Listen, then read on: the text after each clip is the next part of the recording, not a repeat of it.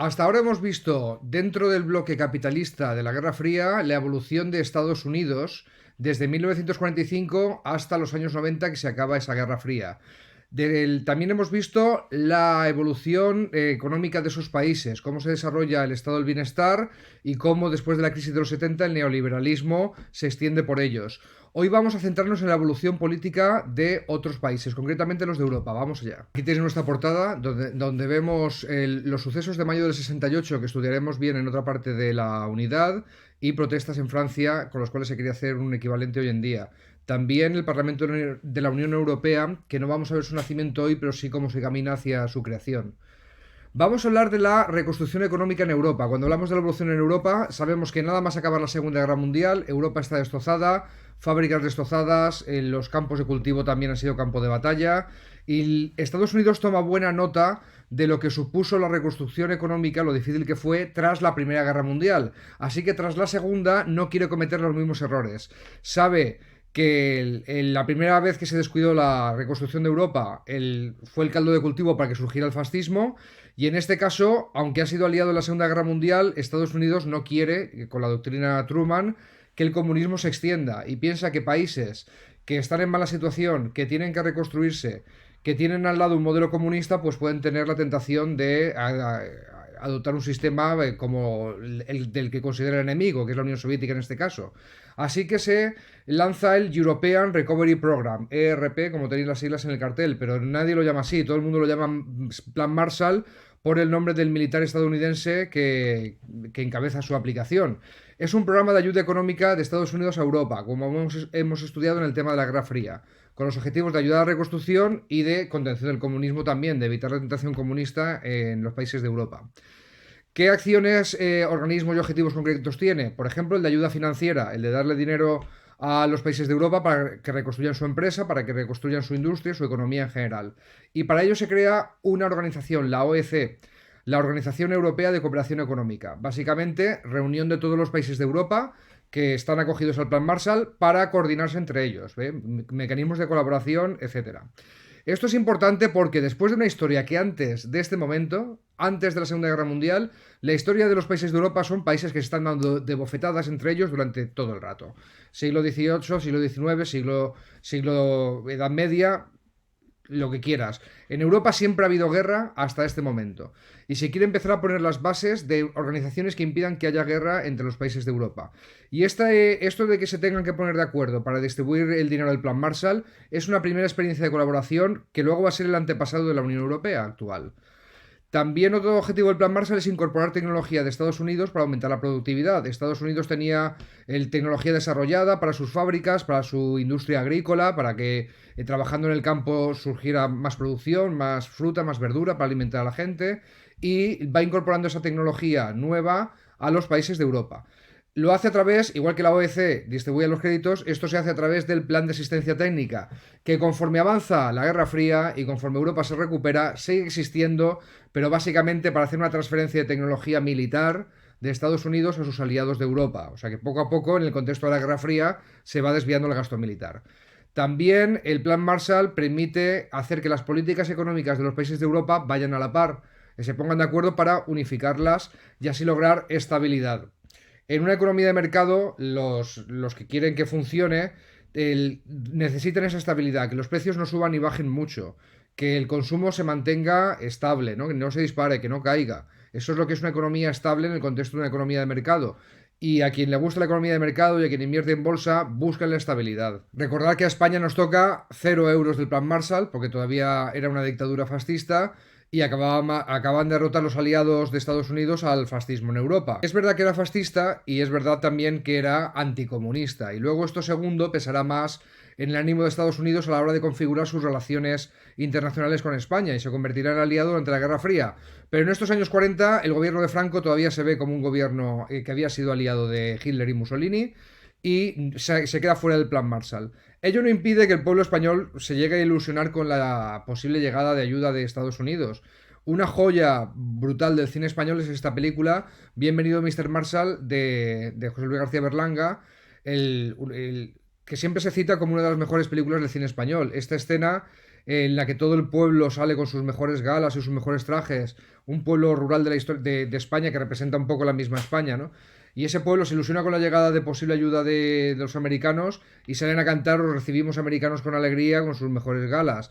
Incluso llegan a transformar la cafetería del pueblo en un salón del oeste porque la referencia que tenían de Estados Unidos eran las películas de indios y vaqueros, ¿no? Y para hacerles la pelota intentan un poco asumir sus costumbres. El plan Marshall no llegará, tendrá que salir el alcalde a decir ciudadanos del pueblo os debo una explicación y es una metáfora de lo que pasó en España. Siguiendo con la reconstrucción económica europea podemos ver algunos rasgos. Crecimiento económico, el Producto Interior Bruto se impulsa tras el plan Marshall, ¿no? Todo lo que produce cada país. La economía se diversifica. Estábamos hablando de que a pesar de dos revoluciones industriales, el peso del sector secundario de la economía no era muy grande antes de la Segunda Guerra Mundial y ahora se va a aumentar gracias al impulso de la industria automovilística, petroquímica, aeronáutica, el que se reconstruye gracias al plan Marshall, va a crear cientos de miles de puestos de trabajo en toda Europa. Y esto también va a permitir su terciarización. Vaya palabra. Sector primario, sector secundario, sector terciario. Si os acordáis, primario, extraer productos de la naturaleza. Secundario, transformar esos productos de la naturaleza en otros productos mediante la industria. Y terciario son los servicios, la mercancía no tangible que no puedes tocar, los servicios de un abogado, los servicios de un fontanero, el transporte, el comercio, el turismo, ¿vale? Eso sería parte del sector terciario de la economía, que hoy es el más grande. Pero antes se tenía mucho peso el primario, la gente trabajaba en el campo, el secundario, la gente trabajaba en la industria y muy poca gente trabajaba en el terciario. Eso cambia ahora, porque va a haber crecimiento económico, se van a desarrollar los estados del bienestar, aumenta la clase media y todo eso permite que la economía vaya más hacia el sector servicios. Cambios en la población, o sea, demográficos. Por un lado, en Europa la gente, como va a haber trabajo en la industria suele estar en las ciudades, va a emigrar del campo a la ciudad para poder tener oportunidades de trabajo. Y también en países poco industrializados, más desfavorecidos, como España, Grecia e Italia en esta época, muchas personas van a emigrar a Alemania, Francia, Suiza. Igual que ahora España es un país receptor de inmigración, de acogida, antes era todo lo contrario. Antes, como después de la guerra civil estábamos machacados y arrasados y aquí no había industria, pues la gente de España salía a Alemania, Francia, Suiza, a los Países Bajos a trabajar en las fábricas de allí y mandar dinero a casa. Vale. Cambios sociales también. Las mujeres se incorporan al mundo del trabajo en empleos que casi siempre se consideraban reservados a los hombres, en las fábricas, etcétera, cuando la Segunda Guerra Mundial. Y cuando la primera también. La mayoría de hombres van al frente a luchar, las mujeres tienen que ocupar su puesto en los trabajos de la retaguardia, en las fábricas, y ya no abandonan esos puestos. Se produce una incorporación de las mujeres al mundo laboral, abandonando, no totalmente en todas partes, en todo el mundo, pero muchísimas personas abandonan el rol tradicional de cuidar la familia, cuidar el hogar, de ser ama de casa, y pasan a ganar dinero para ingresar en casa. Eso significa que en casa entra todo el sueldo, se consolidan las clases medias, la gente empieza a tener más capacidad de consumo y se desarrolla la sociedad de consumo, en donde la gente pues, puede comprar a crédito cosas que solamente estaban reservadas para las personas muy ricas antes, como coches, como electrodomésticos, como casas, etcétera. En cuanto a la construcción de la unidad económica europea, hoy en día tenemos unidad política. Existe la Unión Europea, que es una entidad con su parlamento, que votamos, que emite leyes que afectan a todos los países miembros. Es una unidad política. Pero antes de ser una unidad política, se construyó una unidad económica. Y como funcionó bien, pues fuimos aumentando su alcance. ¿Cómo se construye la Unión Económica en Europa? Primero, acaba la Segunda Guerra Mundial y tenemos una voluntad de hacer una Europa en donde no haya guerras, en donde los países colaboren entre sí en vez de competir. ¿Por qué? Porque hemos pasado dos guerras mundiales, además de todas las que históricamente ha sufrido el continente, y ha habido esa experiencia de colaboración económica tras la Segunda Guerra Mundial que ha salido bien. Antecedentes de esta unidad económica, en el 46 Winston Churchill ya empieza a hablar de la posibilidad de fundar unos Estados Unidos de Europa, en el 49 se crea el Consejo de Europa, que es una reunión de los jefes de Estado de todos los países de Europa Occidental, empieza con unos pocos miembros y luego se va aumentando, aquí tenéis su bandera, sigue existiendo en la actualidad. Ojo, ojo, hoy en día existen unas instituciones que se llaman el Consejo de la Unión Europea, el Consejo Europeo, esos son parte de la estructura de la Unión Europea, ya lo estudiaremos, y aparte existe el Consejo de Europa que no es parte de la Unión Europea, que es este del que estoy hablando. El Consejo de Europa sigue existiendo y es todos los países de Europa, sean miembros o no de la Unión Europea, para hablar de cosas distintas a lo que se habla en la Unión Europea. Pues países que no están en la Unión Europea, como Turquía, como Serbia, como Azerbaiyán, como Armenia, ¿vale? Son como Noruega, como Suiza, sí que son parte del Consejo de Europa, aunque no sean de la Unión Europea. No confundamos estas instituciones, aunque sé que por el nombre se podría confundir. En el 49, estos tres países del norte de Europa, Países Bajos, Bélgica y Luxemburgo, hacen una unión aduanera entre ellos y ellas. Es decir, las personas, las mercancías pueden circular libremente entre estos tres países porque hemos firmado un acuerdo de unión aduanera. ¿Vale? El nombre es de las iniciales de sus países. Netherlands es los Países Bajos, Bélgica y Luxemburgo, Benelux. ¿Vale? En el 51 se firma el Tratado de París y aquí empieza a avanzar ya la Unión Económica. Lo firman 6 países, los 3 del Benelux, Francia, Italia y Alemania Occidental, porque Alemania Oriental, recordar que era parte del bloque comunista. ¿Vale? Objetivos de este tratado: vamos a fortalecer la cooperación entre los países de Europa, vamos a evitar nuevas guerras, por supuesto, y vamos a competir como un bloque contra otras economías, porque se dan cuenta estos países que si Francia o Italia quieren competir económicamente por su cuenta contra los dos gigantes de la Guerra Fría, la superpotencia Estados Unidos, la superpotencia y la Unión Soviética, se van a comer los mocos. No van a conseguir competir. La época de los grandes imperios coloniales se ha acabado. Entonces dicen, bueno, pues vamos a juntarnos todos los países de Europa para presentar un bloque económico que sí que pueda hablarle de tú a tú en el mercado internacional a la URSS y Estados Unidos. Esa es la idea. Establece un organismo que se llama Comunidad Económica del Carbón y del Acero, CECA. ¿Qué quiere decir esto? Que entre los países miembros, igual que en el Benelux, todo lo que es el carbón y el acero, que son las materias primas para que la industria funcione, va a circular libremente. No te pongo aranceles, que son los impuestos de aduana, los impuestos que te cobro de pasar mercancía de un país a otro. Entre estos países ya no va a pasar, ¿vale? Va a circular libremente el carbón y el acero para ayudarnos entre las industrias de aquí. Y aquí tiene su bandera, que ya empezaba con la tradición de que cada país estaba representado por una estrella. 6 países, 6 estrellas, y luego esto se llevará a las instituciones europeas. La cosa sale bien, la CECA funciona estupendamente y 6 años después se amplía y se firma el Tratado de Roma. Aquí tenéis la foto de la firma. Este ya es muy importante porque sienta las bases de la actual Unión Europea.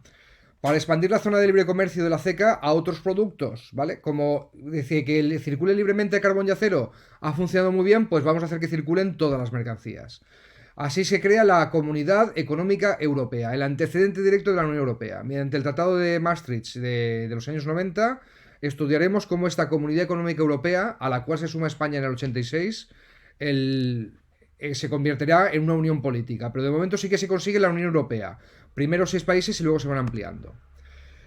Que en la Comunidad Económica Europea, en la CEE, se consiguen las 4 libertades: libre circulación de personas, servicios, mercancías y capitales entre los países que firman, ¿vale? No se ponen aduanas entre estos, circula libremente y la economía de estos países se dispara por no tener que depender de aranceles, porque el producto que le falta a Italia lo puede proporcionar Francia y viceversa, etcétera, etcétera.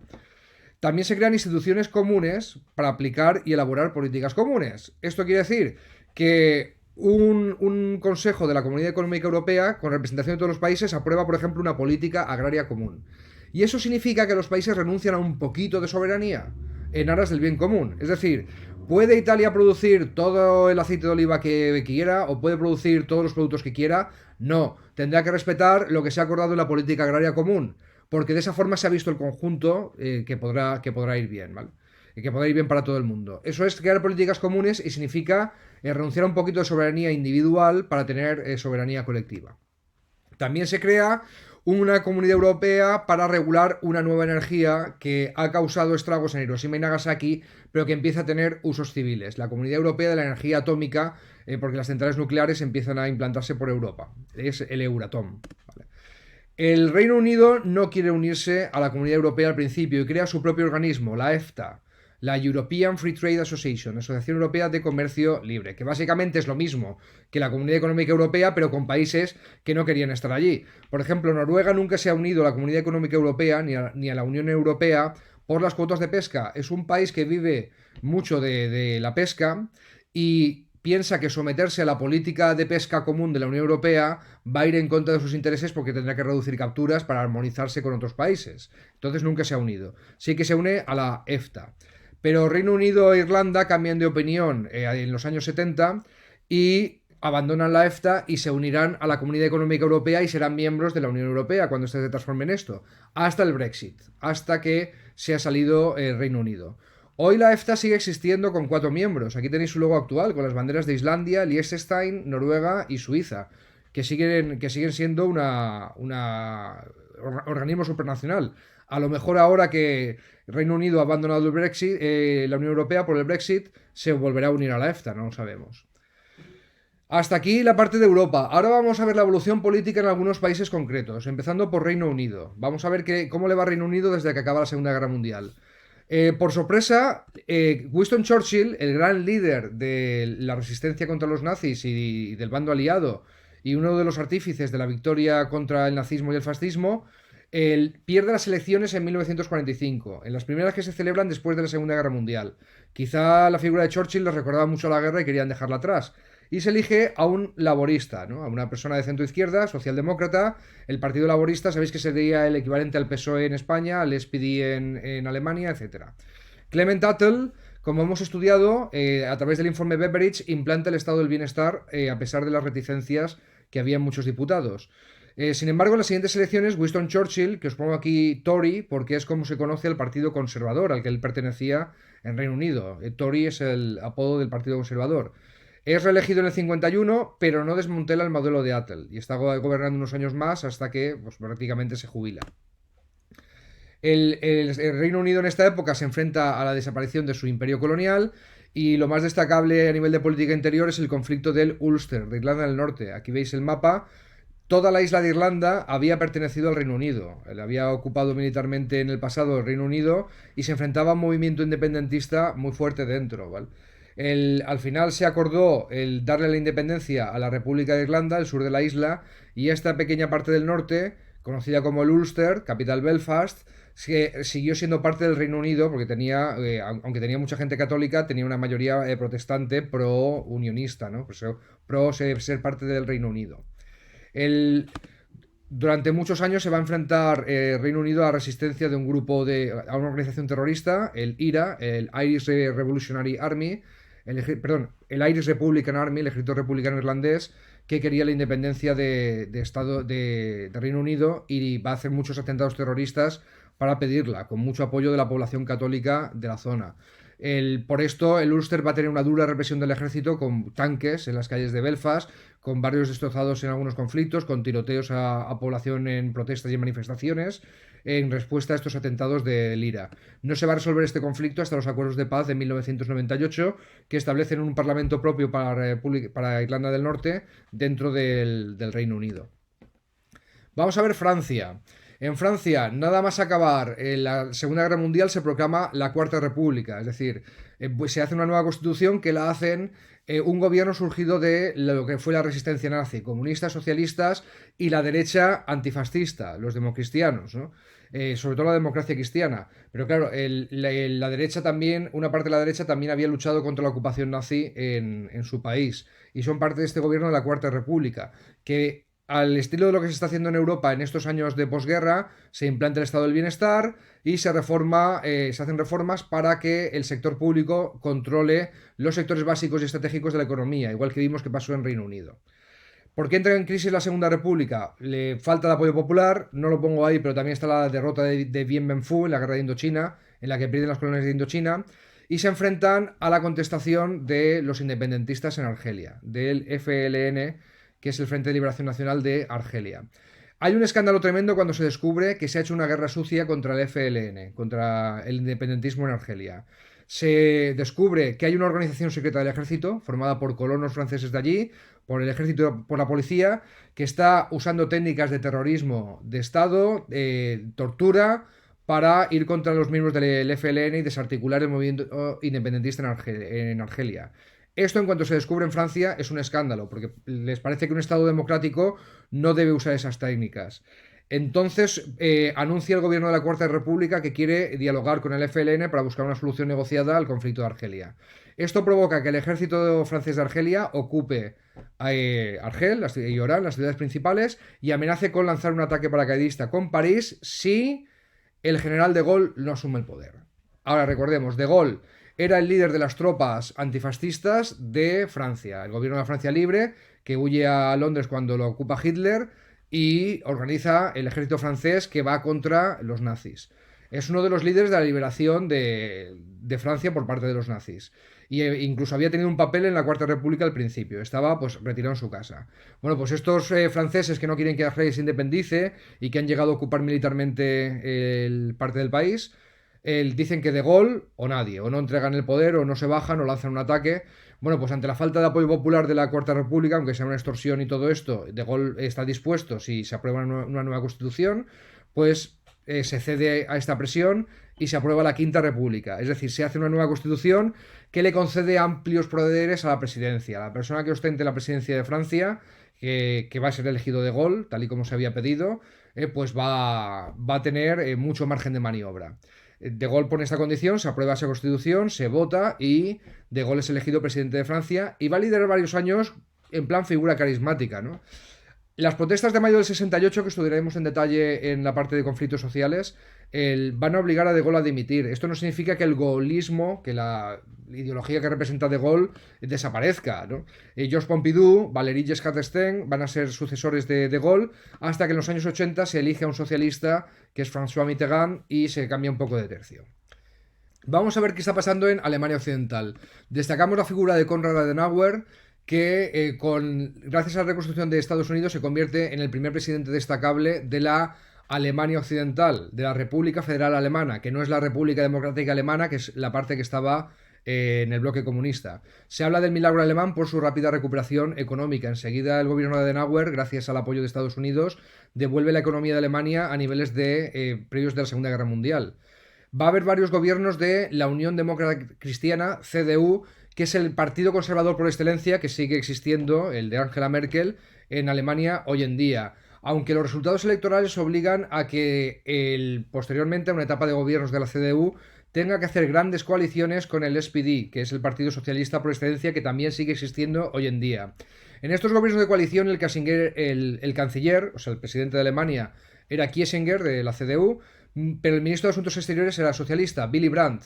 Y este Willy Brandt empieza a ser súper popular. Es un ministro de Asuntos Exteriores que pone encima de la mesa una política que se llama Ostpolitik, política hacia el oeste, y que tenía Alemania Occidental a su oeste. Tenía el bloque oriental, tenía la Alemania comunista. Hace una política de acercamiento a la RDA, a la Alemania Oriental y a la Europa del Este en particular, sin salirse para nada de la economía capitalista y de ese modelo, pero empieza a establecer relaciones. Dice que eso de que haya dos Alemanias y que estén cada una por su cuenta sin tener nada de relación, pues no tiene sentido. Se convierte en una persona muy popular, como digo, y es elegido canciller y está gobernando durante bastante tiempo. ¿Qué está pasando en Italia en esta época?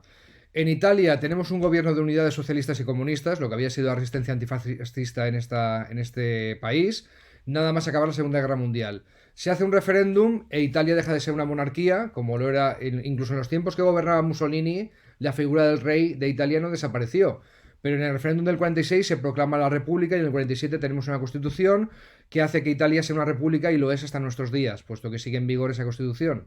El plan Marshall, hace que las izquierdas desaparezcan del gobierno, porque Estados Unidos no va a ver con buenos ojos socialistas y comunistas en el gobierno para darles pasta, y se retiran del gobierno. Se consolida entonces una opción de democracia cristiana, igual que la que existe en otros países de Europa, con Alcide de Gasperi como figura representativa. La reconstrucción se realiza, pero ¿dónde estaba la industria que se reconstruye antes de la Segunda Guerra Mundial? En el norte de Italia. ¿Cuál era la parte menos próspera y que tenía fama de ser más pobre y que de hecho lo era? El sur de Italia. Si reconstruyes y no redistribuyes lo que existía antes, pues perpetúas ese norte rico contra sur pobre que en Italia no se acaba de superar hoy en día tampoco. En los años 60 del siglo XX hay gobiernos de coalición, en los cuales, igual que pasó en Alemania, Aldo Moro, de la democracia cristiana, gobierna con Pietro Nenni, del Partido Socialista.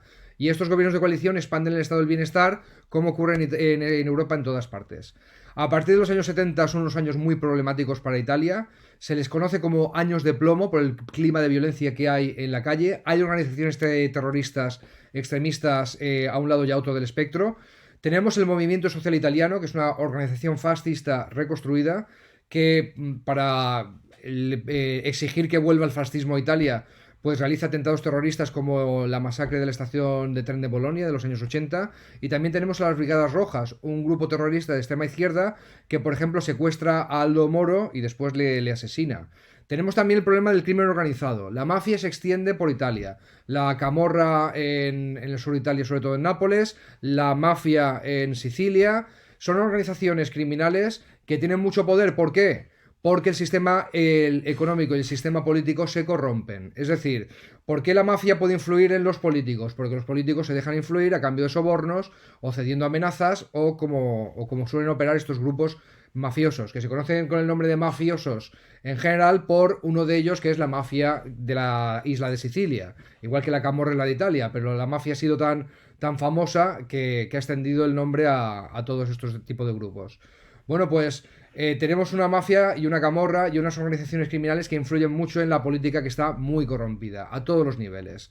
Desde el más bajo hasta el más alto podemos encontrar políticos corruptos, no todos, pero tenemos una mayoría muy extendida. Esa corrupción descompone a los dos grandes partidos. De hecho, en cuanto se descubren estos escándalos de corrupción y van avanzando, hoy no existe la democracia cristiana y el Partido Socialista que existía en Italia, ¿vale? Sino que se han reconvertido en varios partidos o se han dividido en varios partidos que representan esta ideología pero con otro nombre, no son los clásicos. El Partido Comunista de Italia también se disolverá y se va a dividir en varias fuerzas, Rifondazione Comunista, el Partido de la Sinistra, el Partido Democrático de la Sinistra, etcétera. Pero el panorama político de Italia ha cambiado bastante porque la corrupción o las refundaciones han obligado a los partidos a cambiar. En el 92, este equipo de fiscales lleva a cabo la Operación Manos Limpias, una gran lucha judicial contra la corrupción que estaba afectando a la vida política y a la vida económica. No es nada fácil. Primero, porque también hay jueces corruptos. Segundo, porque jueces como Giovanni Falcone, que era un juez antimafia que intentaba desde la sede judicial desmontar las estructuras del crimen organizado, le asesinan, ¿no? La mafia le asesina para impedir que impida con esas investigaciones y para meterle miedo a quien quiera tomar su poder. Pero bueno, este equipo no se rinde y lleva a cabo esa operación Manos Limpias donde caen políticos de centro izquierda, de centro derecha, de casi todo el espectro político porque la corrupción estaba súper extendida, ¿vale? Y de alguna forma se refunda la política italiana después de eso. Bueno, pues hasta aquí el tema de hoy. Espero que os haya parecido interesante y continuamos.